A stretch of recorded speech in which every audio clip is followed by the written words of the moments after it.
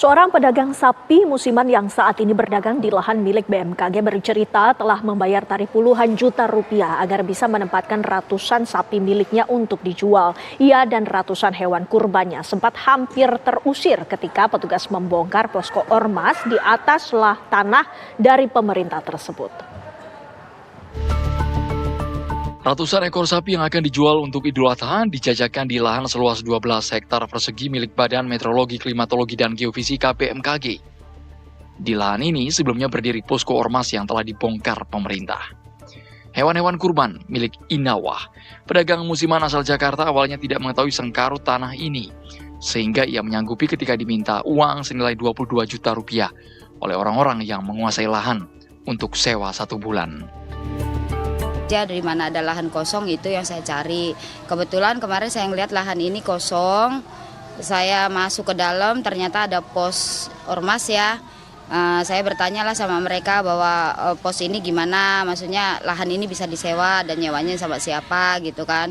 Dan mereka bilang bahwa mereka itu kuasa ahli waris, jadi berhak untuk menyewakan semuanya. Jadi saya akhirnya negosiasi lah sama mereka gitu kan. Saya bilang aman nggak bang, aman kok, dia bilang kan gitu. Ya udah akhirnya setelah negosiasi kita akhirnya deal di harga 22 juta sampai selesai.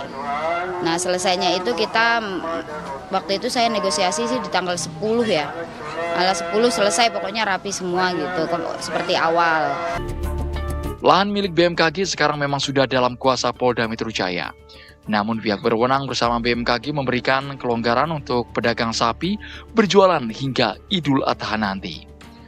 Mewakili pedagang sapi musiman, Inawah berharap pemerintah menyediakan lahan luas yang bisa mereka pakai untuk berjualan.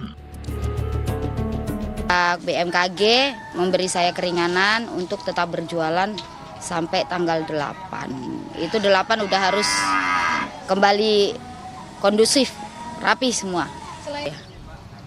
Kurang inilah pekerjaan, dan mereka itu nggak ada pekerjaan, mau nggak mau ya seperti itu gitu.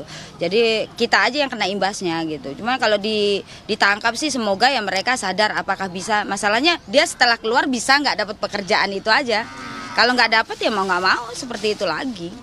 Iya. Jadi kalau saya himbau ya seperti pemerintahnya aja. Kalau mau membasmi preman ya memang harus menyiapkan lahan.